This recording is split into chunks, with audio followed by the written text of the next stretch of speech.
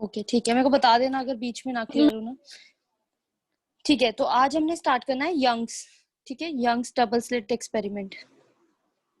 Okay, Young's double slit experiment. ठीक है, अब इस एक्सपेरिमेंट में हमारे पास क्या है, बेसिकली हम इंटरफेरेंस करेंगे। क्या? Interference of light. अच्छा, इंटरफेरेंस ऑफ लाइट में हमारे पास क्या था, जैसे दो सोर्सेज ऑफ लाइट थे। ठीक है, ये देखो दो सोर्सेज ऑफ लाइट, दो सोर्सेज ऑफ लाइट हमारे पास।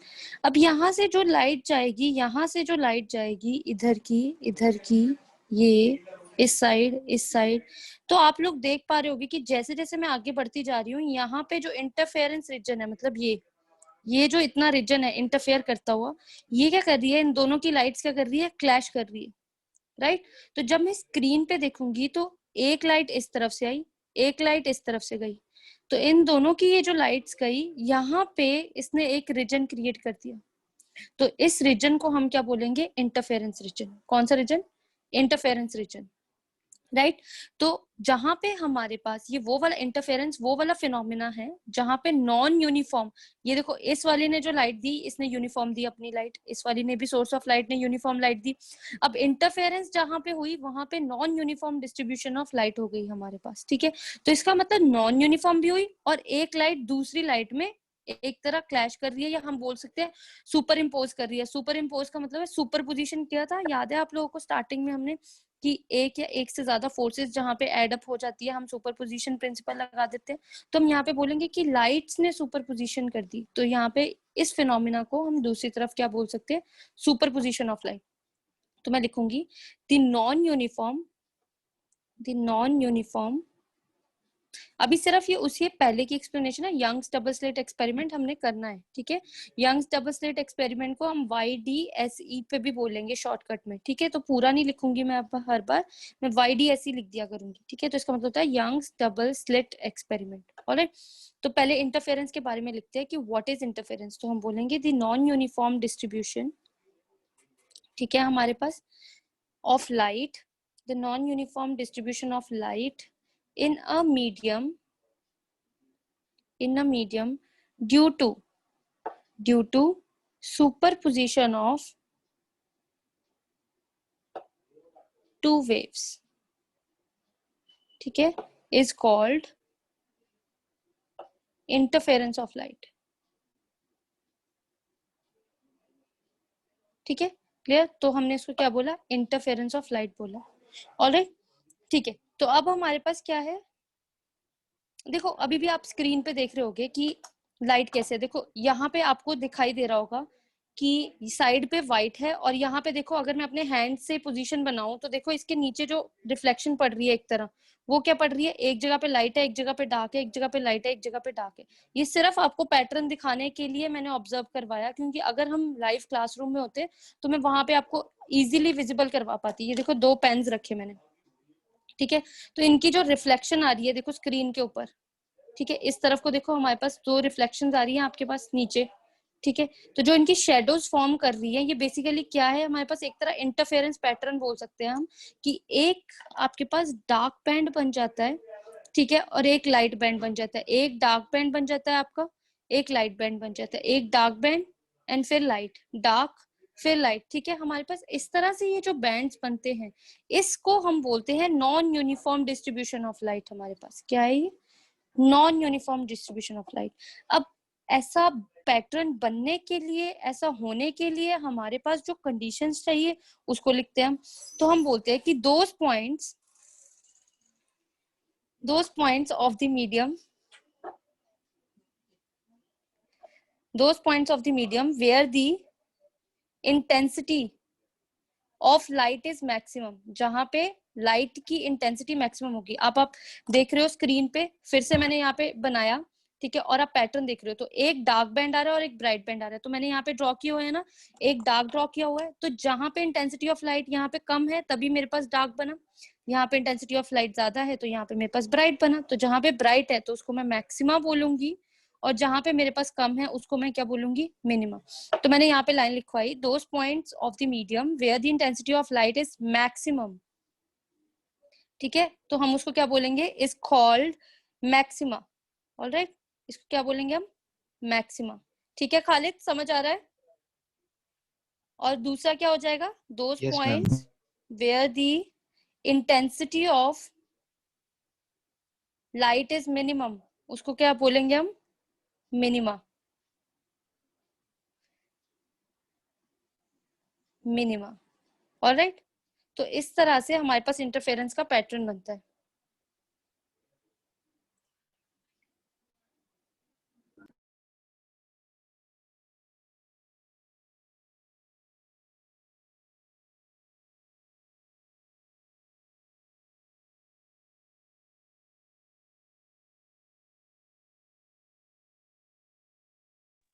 मैम एक बार दोबारा बता।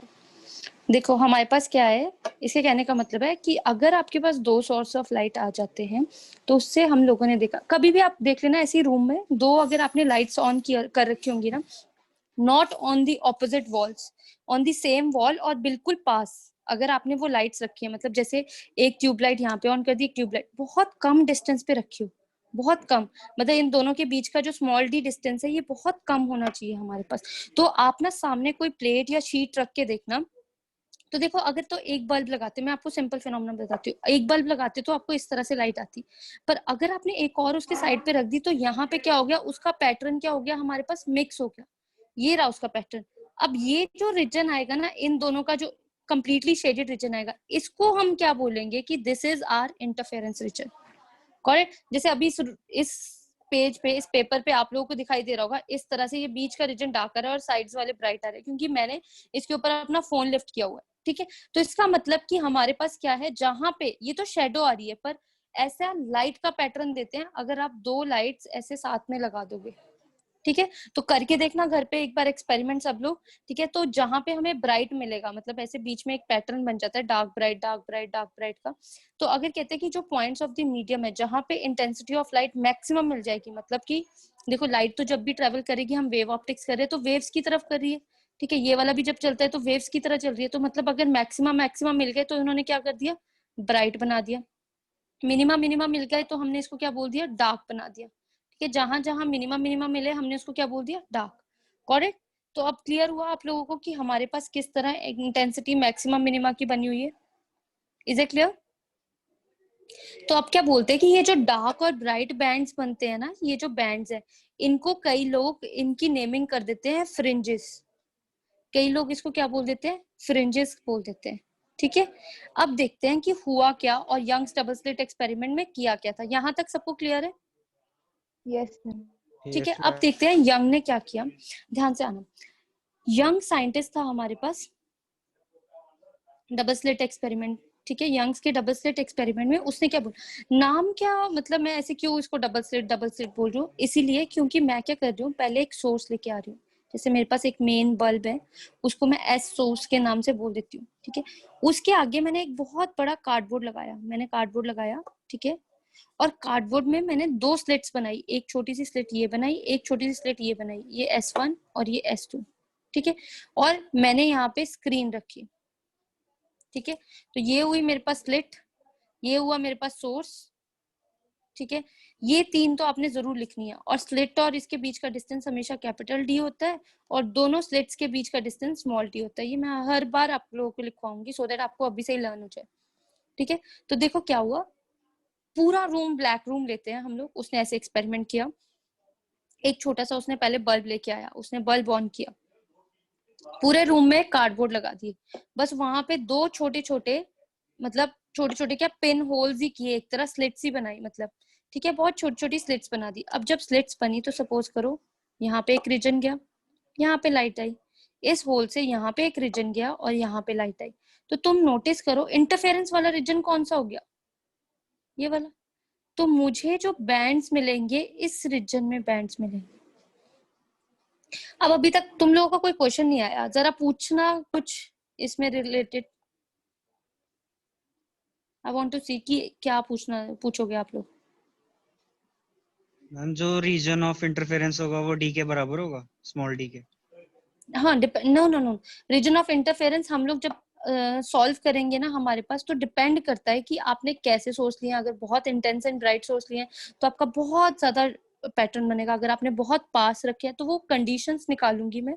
जब कंडीशंस कैलकुलेट करेंगे तो हम ये डिस्टेंस भी कैलकुलेट करेंगे और इंटरफेरेंस का रीजन भी कैलकुलेट करेंगे। तो वहां से आपको पता चल जाएगा कि इफ y उन लोगों का जो डिस्टेंस होता है उसको हम y बोलते हैं, मतलब उस पैटर्न का, ठीक है, y d के बराबर आ जाए तब फिर मैं बोल दूंगी कि यस, मतलब कि मेरे पास वो उसके बराबर बना। ठीक है, और कुछ? मैम यहाँ पे वो स्मॉल रीजन डी के क्या है? बाहर पैटर्न नहीं बनेगा। स्मॉल डी तो हमारे पास ये है, दोनों का, दो स्लिट्स के बीच का डिस्टेंस, और कैपिटल डी है स्लिट एंड स्क्रीन के बीच का डिस्टेंस। हाँ जी, क्या पैटर्न नहीं बनेगा? किसी ने क्या बोला? इंटरफेरेंस रीजन के बाहर नहीं बनेगा no, maximum there will value. Not be pattern. अभी आप देखो ना, सिंपल सी बात बताती हूँ मैं आपको, ऐसे ही बता रही हूँ। देखो ये दो पेन्स रखे मैंने, ये जो रखे, जैसे ही मैं अब इनको उठाऊंगी, मतलब मैं ये देखो लाइट रीजन से बाहर निकाल रही हूँ, तो एक लाइट आपको ये लाइन दिख रही है, ऐसी दूसरी लाइन भी आपको दिखेगी। अब बेसिकली हैंड की आपको दिख रही होगी, ठीक है। तो इस तरह देखो आगे पीछे दो पैटर्न बने थे इसी जगह पे जहाँ पे मैंने स्पॉट मार्क किया, बन रहे हैं क्या? ठीक है, तो देखो जब यहाँ पे पैटर्न बन रहे हैं, क्यों बन रहे हैं? क्योंकि लाइट ने इस तरह से सफर किया कि वो इन दो जो स्पेसिंग है उसके बीच में से निकले, तो ऑलमोस्ट सेम साइज की और सेम विड्थ की गई, तब उसने ऐसी शेडो क्रिएट कर दी। अगर आप पैटर्न के बाहर देखो, वहां तो यूनिफॉर्मिटी है ना, वहां तो इंटरफेरेंस ही नहीं है। अगर आप अपने रूम में देखो, अभी आप बैठे हो, अगर सिर्फ सिंगल लाइट ऑन है तब तो आपको कोई भी इंटरफेरेंस नहीं दिखाई दे रही। जब अगर आपके यहाँ पे क्या है, एक या एक से ज्यादा है, तो उसको हम क्या बोलेंगे कि वहां पे इंटरफेरेंस पैटर्न मिलेगा। ठीक है, तो बेसिकली क्वेश्चन आना चाहिए था आप लोगों का ये कि ऐसा क्यों किया हमने कि सिंगल सोर्स से दो सोर्सेज बनाए। Actually I was waiting for this question कि सिंगल सोर्स से दो सोर्सेज क्यों बनाए, व्हाई? आप दो डिफरेंट सोर्सेज भी तो ले सकते थे। Anyone? Same wavelength of light के लिए। यस, और मैम सेम इंटेंसिटी के लिए। इंटेंसिटी तो नहीं बोलेंगे हम, कॉन्टिन्यूसली एमिट करे लाइट। और देखो ऐसे हुआ कि अगर मैं इंटरफेरेंस पैटर्न, सबसे पहले हम लोग इसमें बात लिखते हैं कि इसी में सबसे पहले बात करते हैं सस्टेनेबल इंटरफेरेंस की। अभी भी Young's double slit experiment start नहीं हुआ है, अभी सिर्फ इससे पहले जो थ्योरी आनी है, क्योंकि जब मैं डेरिवेशन करूंगी तब फिर उसके बाद आपके पास क्या आएंगे, क्वेश्चंस आएंगे। तो इसको बोलते हैं सस्टेन्ड इंटरफेरेंस। सबने पढ़ा है सस्टेनेबल डेवलपमेंट होती है हमारे पास, वो ये होती है कि अगर हमारी आज की जनरेशन फ्यूचर जनरेशन के लिए बचा के रखे सामान, और अभी इफेक्टिवली इतना ज्यादा ना यूज करे, ठीक है, जितनी रिक्वायरमेंट है उसके अकॉर्डिंग यूज करे, तब वो बच जाएगी। पर यहाँ पे सस्टेन्ड इंटरफेरेंस का मतलब होता है बेसिकली कि चलती रहे, सदियों सदियों तक चलती रहे, मतलब इंटरफेरेंस पैटर्न दिखता रहे। अब क्या हुआ, आप लोगों ने नोटिस किया होगा, अगर आप सपोज करते हैं कि आप एक ड्रॉप वाटर ग्लास के अंदर आप एक पेन फेंक रहे हो, पेन का कैप फेंक रहे हो, तो 1 मिनट में चला गया, आपने वो ऑब्जर्व नहीं किया कि रिपल्स कैसे बने, क्या किया। तो हमने साइड पे एक वीडियो कैमरा लगा लिया जिससे हम रिकॉर्डिंग देख पाएंगे। तो ऐसी सस्टेन्ड इंटरफेरेंस भी बहुत जल्दी होती है, जो इंटरफेरेंसेस है ये भी बहुत जल्दी होती है। टू ऑब्जर्व दैट पैटर्न, और उस पैटर्न को, डार्क और ब्राइट बैंड्स को देखने के लिए, ऑब्जर्व करने के लिए हमें क्या करना पड़ेगा, सिंगल सोर्स लगानी पड़ेगी। ठीक है, तो हम क्या बोलते हैं, सबसे पहले सस्टेन्ड इंटरफेरेंस क्या होती है कि जो इंटरफेरेंस पैटर्न होता है ना जनरली, वो क्या होता है, शॉर्ट लिव्ड होता है, बहुत छोटा होता है। अब मैं मार्केट से एक सोर्स लेके आई, सपोज करो मैंने एक बल्ब लिया, तो उसी वही मेन सोर्स है, अगर इसके पास लाइट है तभी इन दोनों के पास लाइट है, नहीं तो आप क्या करोगे, दो बल्ब लेके आते, सेम सोर्स का लेके आते, सेम ब्रांड का लेके आते, सेम टाइम पे सेम कनेक्शन लगाते, सब कुछ सेम करते, इलेक्ट्रिसिटी उतने अमाउंट की प्रोवाइड करते, पर क्या हुआ, ये 1 घंटा चला और ये चला 1 hour 20 minutes, पर क्या ये 20 मिनट से पहले खत्म हो गया था? तो ये चला 1 hour 20 minutes, पर 1 hour तक तो मुझे इंटरफेरेंस पैटर्न मिल गया, पर ये उसके कम मिला, तो इसका मतलब कि सस्टेन नहीं रहा। मेरे लिए ऐसा है कि अगर एमिट करे तो कॉन्टिन्यूसली एमिट करे, otherwise it should not be emitting. Got it? तो इसका मतलब सस्टेन्ड इंटरफेरेंस के लिए हम लोग क्या बोलते हैं कि जर्नली द इंटरफेरेंस पैटर्न, ठीक है, pattern observed on the screen. Source का नेचर क्या होता है? अब सोर्स का नेचर तो कैसा भी ले लो आप, मतलब सोर्स मतलब तो अगर ऐसा कोई स्पेसिफिक, लाइट वो स्कैटर्ड दे या फिर मतलब एक no pin no no no point mono location पे? No no no monochromatic source होनी चाहिए, मतलब सिंगल कलर्ड आनी चाहिए उसके पास, ठीक है, और मतलब कोई लेजर कलर्स हो ना। सकती है ma'am? Yes, it is laser makes beautiful, मतलब ब्यूटीफुल इंटरफेरेंस पैटर्न्स बनते हैं। अगर आप कभी भी लैब्स में जाओगे, हायर क्लासेस में आप एक्सपेरिमेंट्स परफॉर्म करोगे, तब हमेशा हमारे पास जो लेजर्स बनाती है, क्योंकि सबसे ज्यादा शार्प और मोनोक्रोमेटिक होती है, तो इसीलिए हम लोग वो लेते हैं। वैसे अगर आप नॉर्मली अब ऑब्जर्व करवाना चाहूँ तो मैं आपको बल्ब के साथ भी करवा दूंगी, ठीक है ना, तो मैं आपको बल्ब के साथ भी करवा दूंगी। मैम मेरा प्रोजेक्ट है तो उसमें लेजर यूज करूँ कि लाइट यूज करूँ? नहीं नहीं, आप बल्ब यूज करो। आप उसमें आपको क्यों जरूरत है लेजर, पता है it is very expensive. Helium and neon laser रखोगे आप, और उसके लिए स्पेशली आपको पहले बाय करनी पड़ेगी, फिर उसके बाद सारा बहुत होगा। No no no, not with laser, do it with bulb only. आपको सिर्फ पैटर्न दिखाना है, 2 स्लिट्स बनाओ, सामने स्क्रीन पे बन जाएगी आपकी।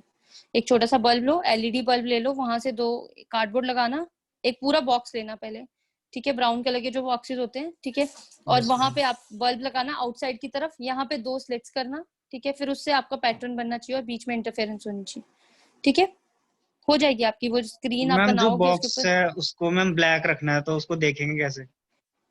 बॉक्स को ब्लैक करोगे ना, आपको या तो इनसाइड से आपको पैटर्न देना पड़ेगा, या फिर आपको पैटर्न की पिक्चर आपको ड्रॉ करनी पड़ेगी। वैसे तो अगर आप ऐसे कर लो, मतलब जैसे हम लोगों ने एक्सपेरिमेंट्स किए वो सारे लेजर से किए, बल्ब वाले में ऑब्जर्व तो नहीं होगा, पर हाँ आप लोग आप अगर वहां पे एक व्हाइट शीट या कोई ऐसा पेपर लगाओगे ना, व्हाइट पेपर लगाना, तो जो भी लाइट पड़ेगी ना इन दोनों सोर्सेज से, वो एकदम से वहां पे हल्का हल्का पैटर्न देगी, जैसा स्क्रीन पे अभी आपको मिल रहा है। जैसे ये रीजन आपको ब्राइट मिल रहे हैं और ये रीजन डार्क मिल रहा है, तो ऐसा ऐसा पैटर्न मिलेगा। तो यस जैसे ही मैम। आप ऑन करोगे तो आप ऑब्जर्व करवा के किसी को बता सकते हो, दिखा सकते हो कि आप साइड से देख लो, साइड से होल बना देना जहां से वो अपनी आईज से देख लेंगे, ठीक है, तो बन जाएगा ये तो वैसे, यस मैम। ठीक है। तो अब है हमारे पास, हम इंटरफेरेंस के लिए लिख रहे थे कि सस्टेन्ड इंटरफेरेंस हमारे लिए क्यों चाहिए, तो हम बोलते हैं generally the interference pattern observe on the screen, जो भी हमारे पास स्क्रीन के ऊपर ऑब्जर्व होता है इंटरफेरेंस पैटर्न, वो कैसा होता है हमारे पास, इज शॉर्ट लिव्ड, ठीक है, वो हमेशा क्या होता है, शॉर्ट लिव्ड होता है, ठीक है। तो हम क्या बोलते हैं कि द इंटरफेरेंस, अभी बस मुझे आपको पैटर्न दिखाना था इसीलिए मैं ऐसी शेडो वाले रीजन पे हूँ अभी। आई गेस आप लोगों को विजिबल है। In a minute I will change this, in a pattern in which position of maxima and minima remains fixed on screen for long time। अब क्या हुआ, वही वाली बात होगी कि लॉन्ग टाइम के लिए मुझे वो पैटर्न बना बनाया रहे, मेरे लिए तो वही पैटर्न अच्छा है, क्योंकि तभी तो मैं मेजर करूंगी कि देखो अभी तो हम सिर्फ स्टार्ट कर रहे हैं कि इंटरफेरेंस पैटर्न बनता क्या है, कंडीशंस क्या होनी चाहिए। अभी फिर मैं मेजर भी करूंगी कि इसकी विड्थ कितनी है, कितना डार्क बना, कितना ब्राइट बना, कितने सारे डार्क थे और कितने सारे ब्राइट थे, ठीक है, ये सब कुछ हम इस पे करेंगे, ये सारा एक्सपेरिमेंट है, एंड ये पूरा 5 मार्क्स में आता है, ओके। तो वहां पे आपको एग्जाम में क्वेश्चन आएगा what do you mean by interference, तो पीछे अभी डेफिनेशन लिखवाई, फिर what are the conditions for sustainable interference, ठीक है, फिर आप वो बताओगे। फिर कोहेरेंट सोर्सेज क्या होते हैं, कोहेरेंट सोर्सेज वो सोर्सेज होती है जो किसी एक सेम सोर्स से पैदा हुई हो, ठीक है, जो सेम सोर्स से बनाई गई हो। अब S1 और S2 हमारे पास क्या है, कोहेरेंट सोर्सेज है, ऑलराइट। तो हम क्या बोलते हैं, स्क्रीन फॉर शॉर्ट लिव्ड, ठीक है, यहाँ पे लॉन्ग टाइम के लिए आ गया हमारे पास, remain fix on the screen for long time. तो हमने क्या बोला कि इज कॉल्ड, ये कौन सी है हमारे पास, सस्टेन्ड इंटरफेरेंस है, सस्टेन्ड इंटरफेरेंस, ठीक है, ये कैसी है हमारे पास, सस्टेन्ड इंटरफेरेंस है। Is it clear? यहाँ यस तक मैम। किसी को कोई प्रॉब्लम, कोई डाउट, प्लीज पूछिए। वो जो आपने सिंगल सोर्स वाला बताया था वो फिर से बता दो।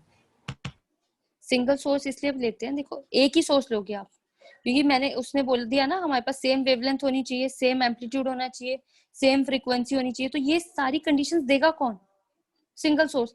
अगर देखो ये सोर्स है, सपोज करते हैं सोडियम लैंप्स आते हैं जो हमारे येलो कलर के बल्ब्स होते हैं, दे आर सोडियम लैंप्स, ठीक है, तो वो जो सोडियम लैंप है उसने जो वेवलेंथ देगा वो ये वाला भी कैच करेगा, ये वाला भी कैच करेगा। वेवलेंथ का मतलब ये कि सेम वेव पैटर्न से चल रहा है, इसकी भी इतनी होगी, इसका भी मैक्सिमम मिनिमा इतना भी बनेगा, इसका भी आगे चलेगा, इसका भी आगे चलेगा, तो हमारे लिए फायदा है।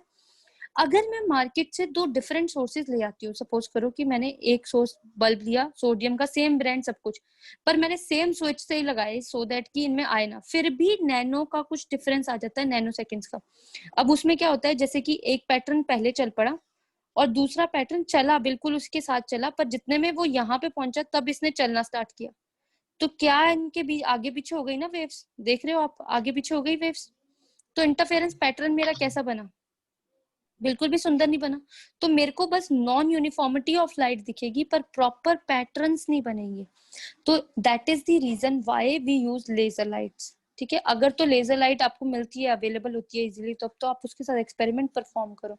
बट हीलियम और नियॉन लेजर होती है सबसे अच्छी हमारे पास, तो उसके अकॉर्डिंग हम लोग जब यूज करते हैं तो हमारा जो पैटर्न बनता है ना वो बहुत शार्प और सुंदर बनता है, क्योंकि सिंगल सोर्स से फिर 2 सोर्स आई है और उनकी वेवलेंथ बिल्कुल शार्प होती है, ऐसे बिखरी नहीं होती, स्कैटर्ड नहीं होती बिल्कुल भी।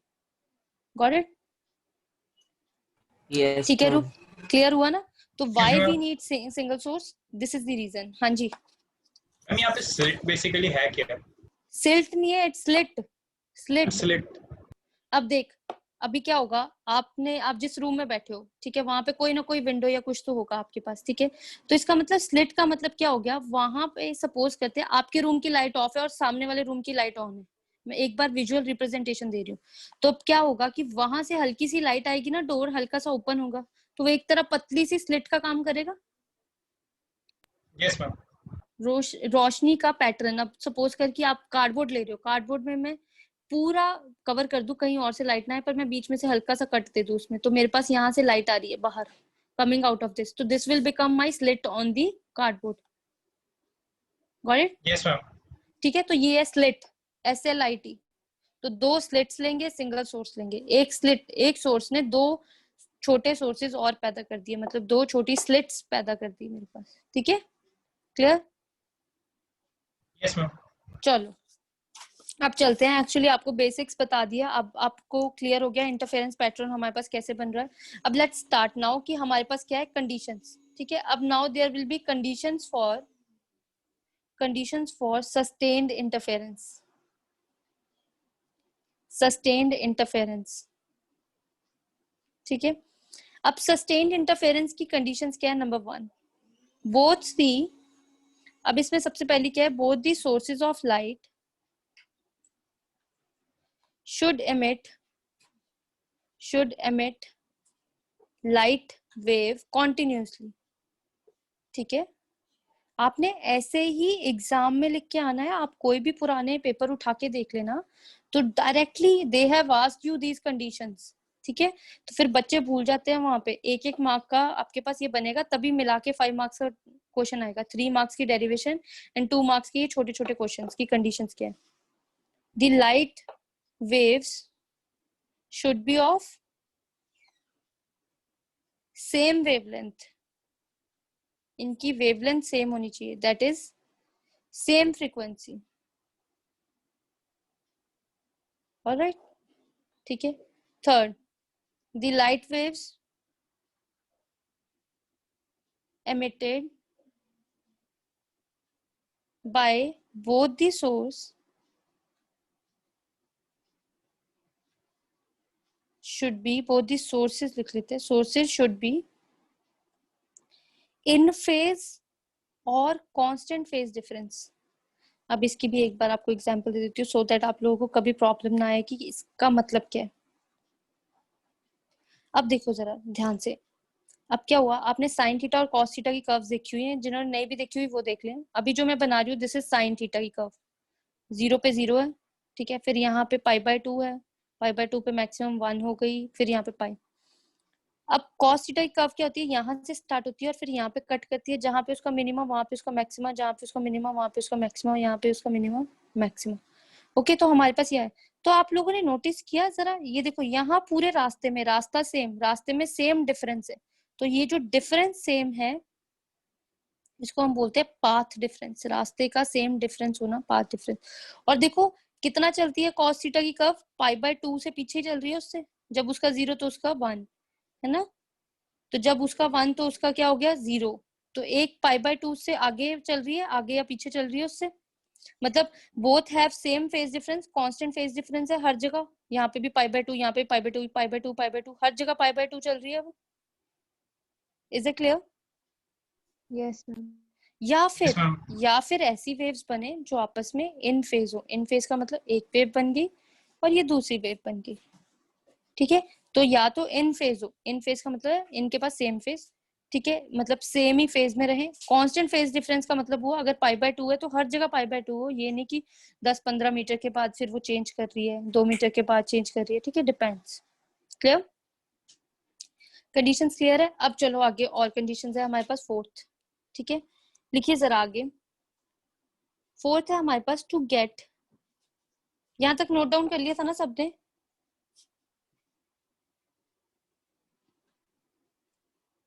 ये सिर्फ आपकी अंडरस्टैंडिंग के लिए, कहीं पेपर में मत बनाया ना। जैसे अब कुछ वर्ड्स में आपको ऐसे बोलती हूँ कि फॉर एग्जाम्पल ये, तो एक दो बच्चों ने टेस्ट में भी लिखे हुए हैं जो आपके असाइनमेंट्स आई हैं, उसमें भी वही एग्जाम्पल चिपका दी हुई है कि हमारे घर में 220 का बल्ब लगा हुआ है, और ये तो ऐसे थोड़ा ना करना है,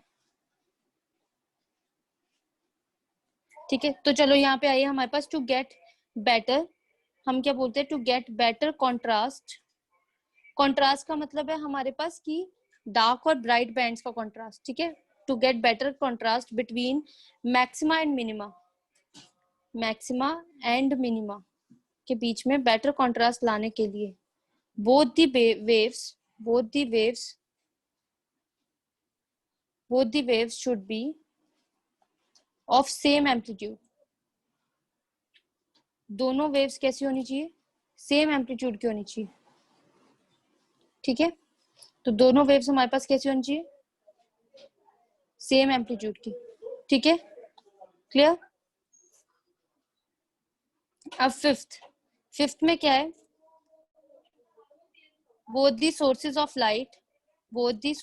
light must be close to each other, must be close to each other, ठीक है। अब जो दोनों सोर्सेज ऑफ लाइट होनी चाहिए वो हमारे पास क्लोज होनी चाहिए, बहुत साथ साथ।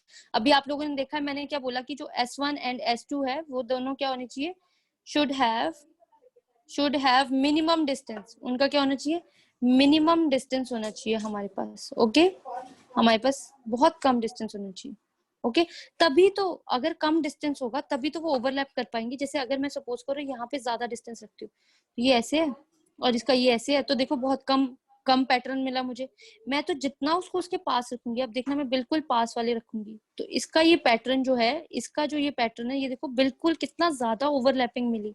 जितना ज्यादा पैटर्न मिलेगा, because I am studying what, interference of light, जितना ज्यादा पैटर्न मुझे मिलेगा उतना ही it is profitable for me, ठीक है, उतना ही ज्यादा मैं अच्छे से उसको स्टडी कर पाऊंगी। Got it, clear,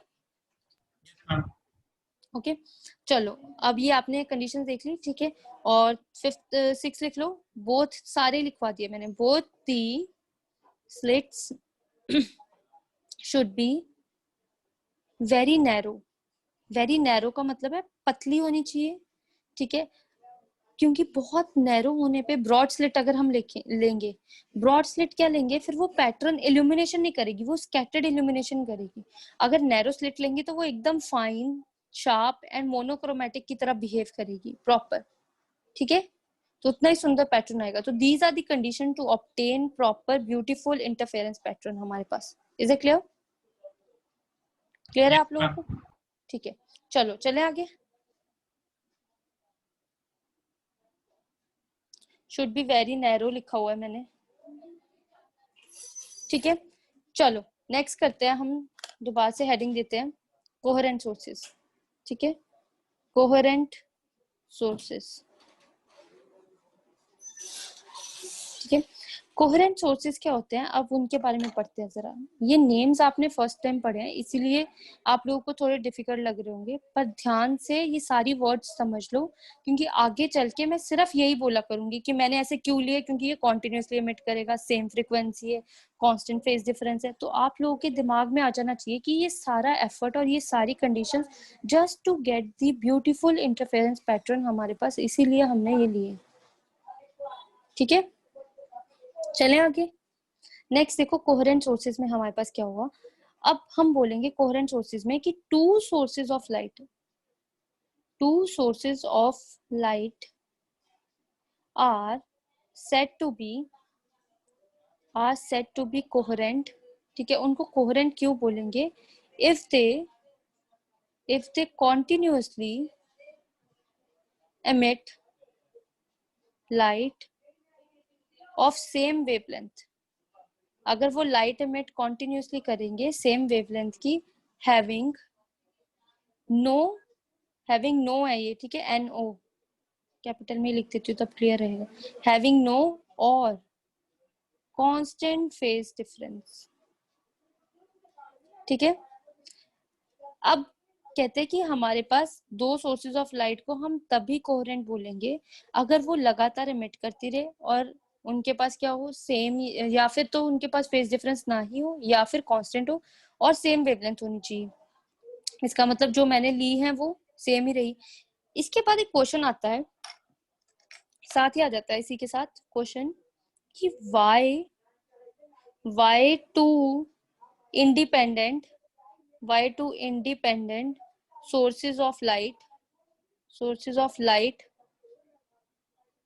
cannot be coherent। कहते कि independent sources of light coherent क्यों नहीं होगी, ये बताओ जरा मुझे। डिफरेंट फ्रीक्वेंसी, डिफरेंट वेवलेंथ्स, है ना, कांस्टेंट फेज डिफरेंस नहीं होगा, मतलब दे हैव, हाँ, फेज डिफरेंस कांस्टेंट नहीं होगा और कॉन्टिन्यूसली लाइट एमिट नहीं करेगी। मतलब ये जो सारे मैंने इसके कंडीशंस दिए है ना, ये सारे उसके ड्रॉबैक्स में दे देना कि अगर इंडिपेंडेंट होगा तो ये सब उनके साथ मैच नहीं करेगा। Get it girls, get it? Sargam आप Yes, रिपीट ma'am. करोगे कि क्या क्या पॉइंट्स आएंगे? Why two sources of light cannot be coherent? because उनकी different frequencies होंगी।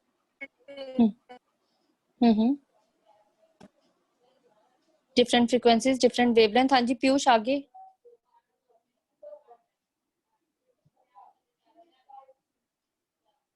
हाँ जी पीयूष। कॉन्टिन्यूसली एमिट नहीं कराएगी, और कॉन्टिन्यूसली एमिट नहीं करेगी और और ब्रॉड होएगी, हाँ सेम एम्पलीट्यूड नहीं होगा, फ्रीक्वेंसी हाँ सेम नहीं होगी, फेज डिफरेंस भी सेम नहीं रहेगा, ठीक है, फेज तो डिफरेंस जरूर सेम नहीं बता होगी। देना। चलो ठीक है, यहाँ तक क्लियर है सबको? Is there any problem with anyone? चले फिर आगे, ठीक है, क्लियर है सबको? Yes, चलो ma'am. Yes ma'am. ओके, तो स्टार्ट करते हैं फिर हम। सबसे पहले हमारे पास है यहाँ पे सुपरपोजिशन प्रिंसिपल क्या होता है, हल्का सा यहाँ पे भी कर लेते हैं। सुपरपोजिशन प्रिंसिपल क्या होता है? सुपरपोजिशन प्रिंसिपल बताओ जरा। बोलते हैं व्हेन टू और मोर, जब दो या दो से ज्यादा, टू और मोर light wave traveling in a medium in same direction। पर आप लोगों ने देखा है मैं बैकवर्ड के बारे में बात ही नहीं कर रही हूँ, जिसका बैकवर्ड एनवेलप या बैकवर्ड साइड है वो सोर्सेज की बात ही नहीं कर रही हूँ, सिर्फ मैं फ्रंट फेस देख रही हूँ। तो बोल रहे कि सेम डायरेक्शन में जाता हुआ भी होना चाहिए, ठीक है, सेम डायरेक्शन सुपर इम्पोज, ठीक है। तो द रिजल्टेंट डिस्प्लेसमेंट उनकी at any time is equal to, हाँ जी, is equal to vector sum of each wave, yes, each wave individually, ठीक है। अब क्या हुआ, वेक्टर सम ऐड करना है हमने, ठीक है। तो इसका कहने का मतलब अगर डिस्प्लेसमेंट y वेक्टर है तो ये सारा क्या होगा, एक वेव आई एक सोर्स से, दूसरी आई दूसरी से, अगर दो या दो से ज्यादा है तो तीन लगा लेते हैं, फिर dot dot dot up to n तक, तो उन सबका वेक्टर सम ले लेना है हमने, और वो भी इसी के अंदर, ठीक है। तो अब सबसे पहले हम लोग यंग्स डबल स्लिट का फर्स्ट डेरिवेशन का पोर्शन आ गया, conditions for maxima and minima. क्या आया? Conditions for maxima and minima. अच्छा कई बार ना साथ में ही कहीं लिख लो अपनी नोटबुक पे, I am saying you, maxima को they are calling it constructive interference, और मिनिमा को वो they are calling it destructive interference. क्या? कंस्ट्रक्टिव और डिस्ट्रक्टिव, ठीक है, नाम ही बता रहा है, मैक्सिमा का मतलब कंस्ट्रक्टिव, मिनिमा का मतलब डिस्ट्रक्टिव।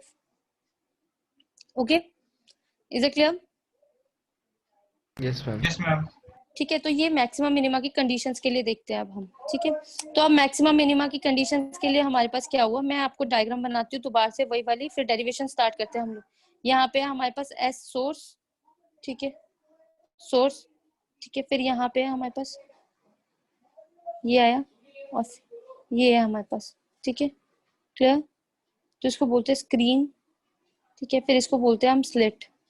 ओके, तो हमारे पास क्या है, ये देखो, ये यहाँ से भी कोई सोर्स जा रही है। अब मैं एक पॉइंट बनाती हूँ सेंटर से, ठीक है, इसको हम हमेशा ओरिजिन मार्क कर देते हैं। यहाँ पे कोई पी पॉइंट है, ऐसे अज्यूम किया मैंने, ये देखो मैंने यहाँ पे एक इंटरफेरेंस पैटर्न बनाया हुआ था आप लोगों को। ये देखो यहाँ से जो भी गया ना, मतलब ये दो है और सपोज करते हैं यहाँ से मेन सोर्स था, यहाँ से सेंटर आया मेरे पास, तो दिस विल बी सेंटर। मैंने सपोज किया कि ये पी पॉइंट है। सपोज करते हैं कि दोनों वेव्स की सबसे पहली सुपरपोजिशन यहाँ पे आनी शुरू की, तो इसको डिस्टेंस को हम टोटल वाई बोल देते हैं, कि सबसे पहला जो भी बनना शुरू हुआ था वो यहाँ से बनने शुरू हुए थे पैटर्न्स हमारे पास, ठीक है, कि यहाँ से हमारा पैटर्न बनना स्टार्ट हुआ था। तो इसीलिए मैं इसको क्या बोल रही हूँ कि यहाँ से भी गया कुछ लाइन, यहाँ से भी गई कुछ रे, ठीक है, दोनों का जो भी फर्स्ट पॉइंट जाके रे ऑफ लाइट का मीट किया, that will be meeting at P point. मैंने लेट कर लिया, ये S1 सोर्स है, दिस इज S2 सोर्स, और इन दोनों के बीच का डिफरेंस कितना है, स्मॉल d, ठीक है, और इनके बीच का डिफरेंस कितना होगा, कैपिटल D, गॉट इट? और ये डिस्टेंस कितना होगा, y, ये p है। चलो बना लीजिए इसको। मैम, हाँ जी, मैक्सिमा और मिनिमा दोनों कंस्ट्रक्टिव में नहीं आएंगे? नो, मिनिमा कैसे कंस्ट्रक्टिव हो गया? मिनिमा का मतलब होता है दोनों के सबसे कम एम्पलीट्यूड, तभी तो मुझे डार्क बैंड मिला। मैक्सिमा का मतलब है मुझे ब्राइट बैंड मिला, मतलब वहां पे मुझे इल्यूमिनेशन मिली। जैसे अभी मैंने हाथ रखा तो ये देखो, ये शेडो आ गई यहाँ पे, तो जहां जहां पे शेडो आ रही है वो मेरा डार्क बैंड हुआ, जहां जहां पे मुझे लाइट मिल रही है वो मेरा ब्राइट हो गया। तो कंस्ट्रक्टिव कैसे हो गया मिनिमा?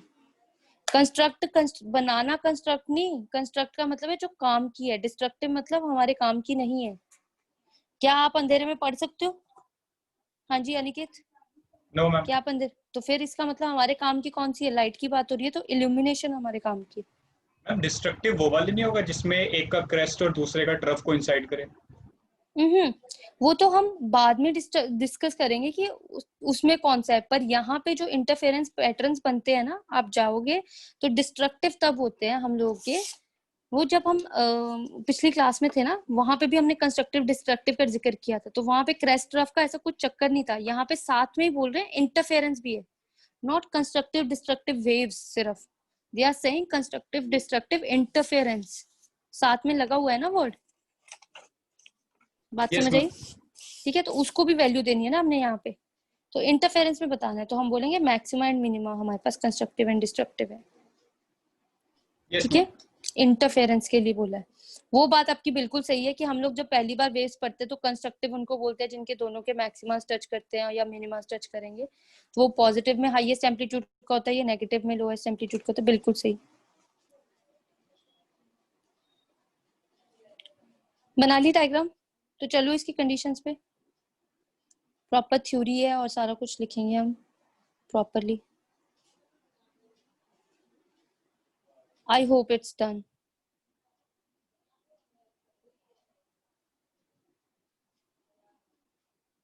चलो जल्दी लिखिए, अब हमारे पास क्या है देखना। अभी प्रॉपरली जैसे मैं लिख रही हूँ वैसे ही सारा कुछ कॉपी कर लो। पहले जो जो मैंने बोला वो सारा कुछ लिख लेते हैं। Consider a slit S illuminated with source of monochromatic light,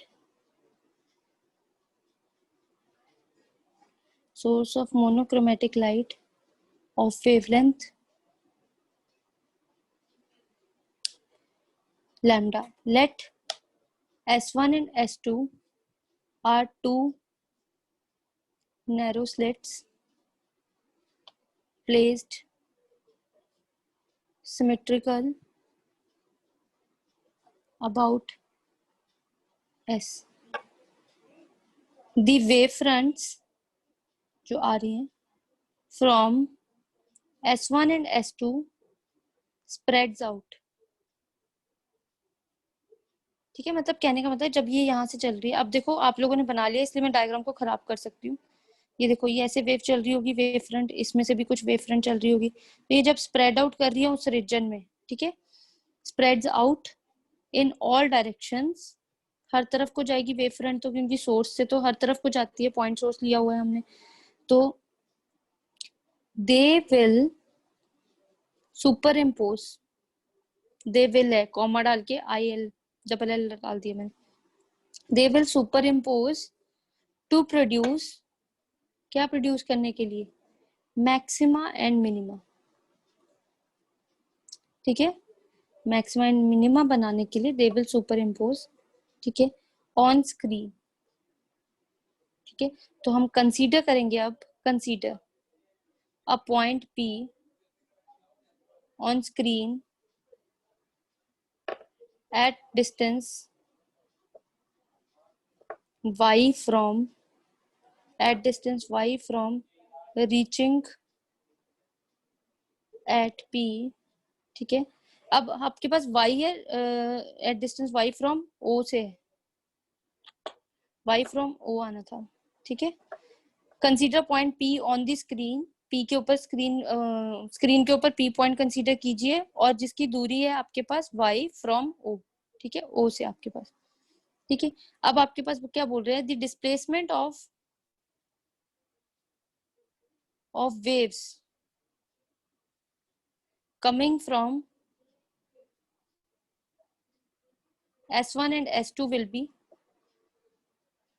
कितनी होगी उनकी displacement, y is equal to, पहली वाली सपोज करो ये आई तो मैंने उसको लेट किया, याद होगा आप लोगों को SHM किया था पिछले साल, तो हम सारी वेव्स को ऐसे ही लिखते थे, y is equal to r sine omega t, r की जगह आज A1 ले लिया एम्पलीट्यूड्स में।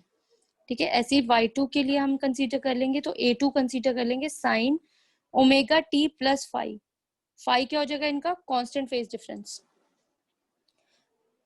याद होगा पिछले साल लास्ट ईयर हम लोग क्या कर रहे थे, SHM में हमने कंसीडर किया था y is equal to r sine theta r cos theta, फिर a भी निकालते थे, है ना, फिर हम वेलोसिटी भी निकालते थे डिफरेंशिएट करके, पेंडुलम के केसेस में आप लोगों को याद होगा।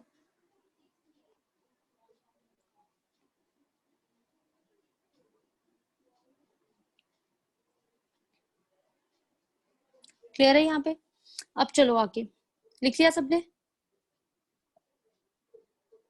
अब देखो आगे क्या बोलते हैं वो हमारे पास, उन्होंने बोला कि हमारे पास according to principle of superposition,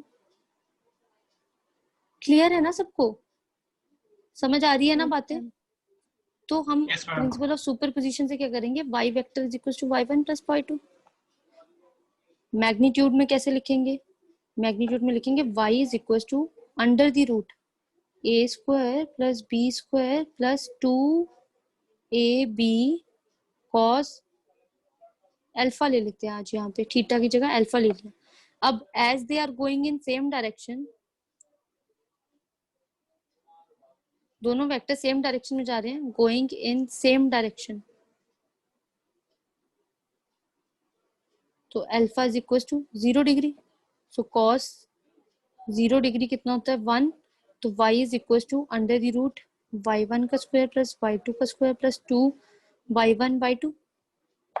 so therefore y कितना हो जाएगा हमारे पास, y1 प्लस y2 का whole square under the root, root से स्क्वायर कैंसिल हो गया, तो y इज इक्वल टू हमारे पास y1 प्लस y2।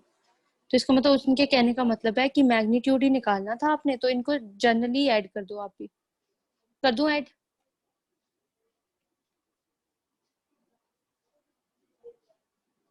हाँ जी, ऐड कर दूं,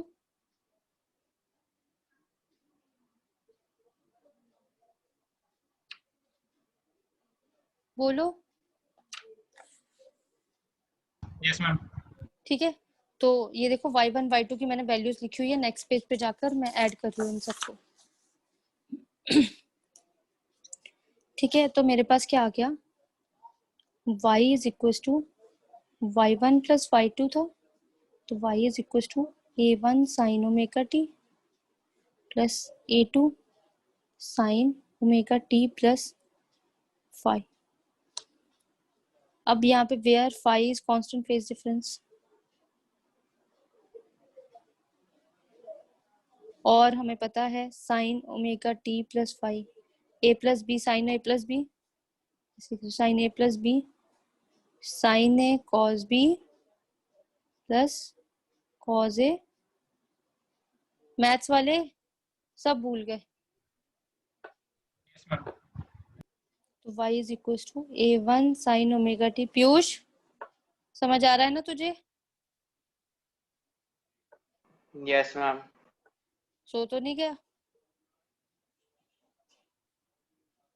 A2 cos omega T sine phi. देखो मैंने सिर्फ साइन A प्लस बी है ना ये लिखा हो, तो इसको मैंने ओपन किया है बस, मैंने और कुछ एक्स्ट्रा नहीं किया।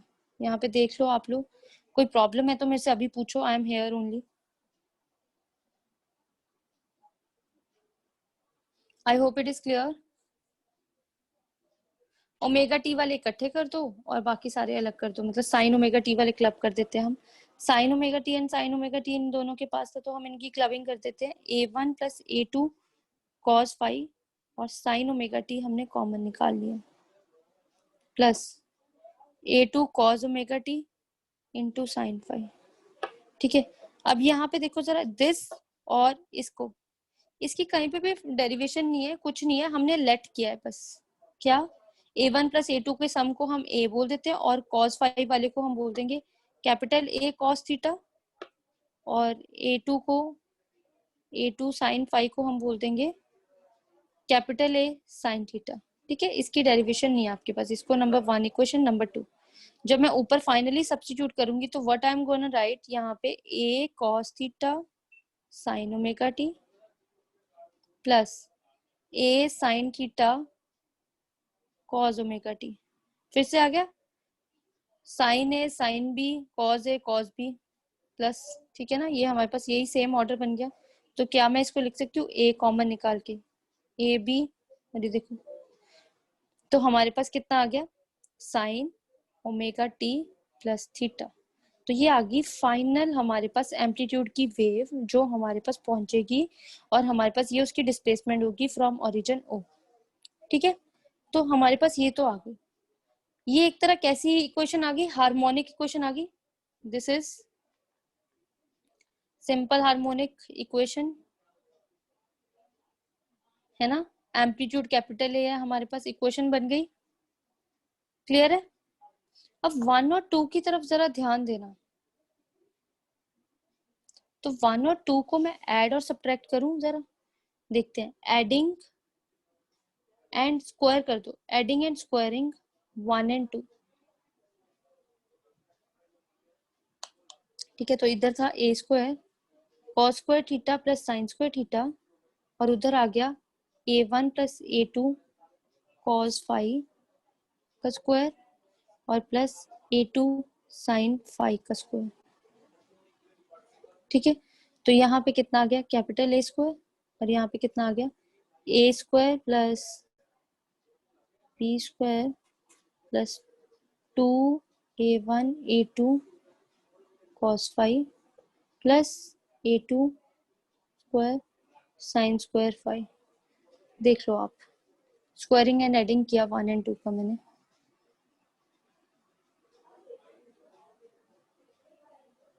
किसी को कुछ भी पूछना है तो प्लीज पूछ लो।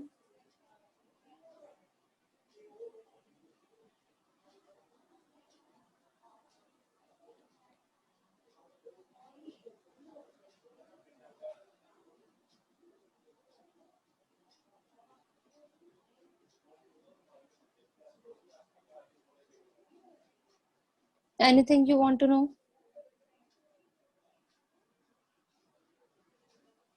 अब क्या करूंगी मैं नेक्स्ट स्टेप? हाँ जी, गर्ल्स में से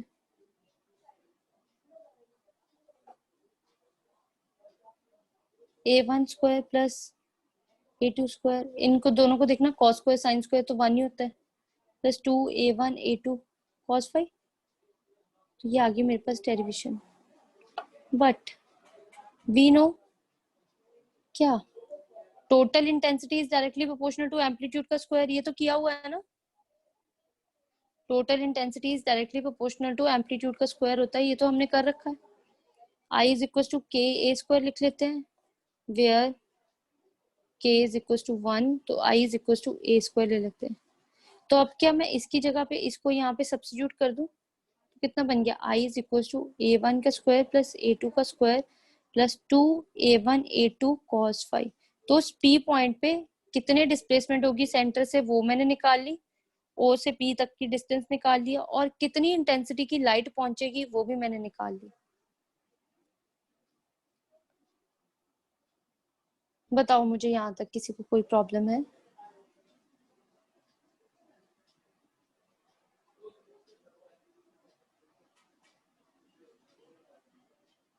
पूरी डेरिवेशन में यहाँ तक किसी को कोई प्रॉब्लम है तो प्लीज मेरे से पूछ लो।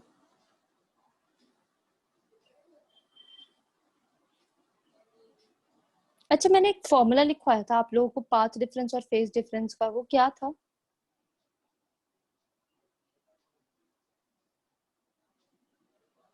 पाथ डिफरेंस और फेज डिफरेंस के रिश्ते में एक फॉर्मूला लिखवाया था, लास्ट किसी 2 क्लासेस में होगा, आई गेस लास्ट क्लास में था। तो वो क्या था, मे आई नो?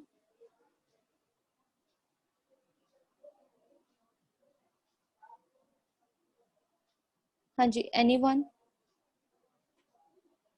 नहीं याद किसी को भी? रूप, अनिकेत, अर्शप्रीत, कशिश, किसी को नहीं याद? ऐसा कुछ नहीं लिखवाया आपको कि कहीं पे भी नहीं बोला कि phase difference is equal to 2 pi by lambda times path difference? हाँ, phi is equal to 2 pi by lambda times delta, ऐसे कहीं नहीं लिखवाया? लिखवाया था ना ये, तो फिर अभी याद क्यों नहीं है आप लोगों को? यहाँ तक आ गई, ये लिख लिया। अच्छा, इसको मुझे ये सारी को भी ना, मतलब लेफ्ट हैंड साइड तो देखो आई की टर्म्स में है, ये सारी को भी आई की टर्म्स में लिख के बताना, I1 I2 की टर्म्स में। लेट मी सी आप लोग कैसे लिखते हो।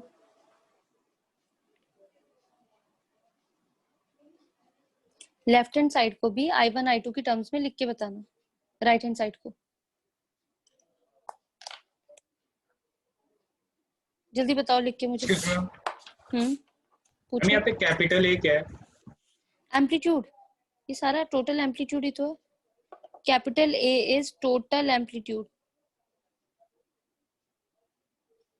देखो ना, यहाँ पे A1 प्लस A2 तो ऐड किया था, सबसे पहले इसको नाम दे दिया। अगर यहाँ पे A2 भी आता है तो A आता है, क्योंकि यहाँ पे हायर क्लास में इसकी डेरिवेशंस आपको तभी नहीं मैं बता रही। तो ये छोटा सा पोर्शन आपको क्रैम करना पड़ेगा, जो मैंने लेट के लिए बोला। कॉस है तो कॉस, साइन है तो साइन, ठीक है। तो मुझे बताओ जरा, capital sorry small A1 A2 छोटे एम्पलीट्यूड्स को I1 की टर्म्स में लिख के बताओ, इंटेंसिटी की टर्म्स में लिख के बताओ, इन I1 I2 की। लिख पाओगे ना लाइको? ये देखना जरा, इधर ध्यान देना। A1 का square is equal to I1 हो गया, क्योंकि एम्पलीट्यूड का square is equal to intensity. अभी तो यहाँ यही तो करवाया अभी मैंने, amplitude is equal to amplitude का square is equal to intensity. अगर 1 है तो 1, और अगर 2 है तो I2। तो फाइनल रिलेशन क्या है, ध्यान से देखना, A1 का स्क्वायर प्लस A2 का स्क्वायर प्लस 2A1 A2। तो इसका मतलब क्या हो गया, I1 प्लस I2। अच्छा, इधर से A1 लिखना हो तो मुझे क्या लिखूंगी, अंडर रूट I1, और A2 लिखना हो तो क्या मैं लिख सकती हूँ, अंडर रूट I2। तो शैल आई राइट यहाँ पे plus 2 under root I1 under root I2 cos phi, ये total I in terms of intensity. अगर इंटेंसिटी दी है तो उसको इंटेंसिटी की ही टर्म्स में लिख के बता दिया। Is it clear? क्लियर है ये सबको? Yes, ma'am. ठीक है। तो अभी भी हमने मैक्सिमम मिनिमा नहीं कैलकुलेट किया है, क्योंकि उसको नेक्स्ट क्लास में करते हैं। तो यहाँ तक जितना भी करवाया आप सब पढ़ के आओगे। मैं नेक्स्ट क्लास में आप लोगों से फॉर्मूलाज एंड टाइप्स पूछ रही हूँ। किसी को प्रॉब्लम है तो वो प्लीज लेक्चर को बार बार सुन सकते हो, सारे लेक्चर्स रिपीट हो रहे हैं, they are on YouTube, go and check it out. ठीक है, पढ़ना स्टार्ट कर दो। Is it clear? अब आपके टेस्ट तो जो होंगे वो मैं लाइव ही आके लूंगी प्रॉपर वाले, अभी तो असाइनमेंट्स की तरह करते जाओ।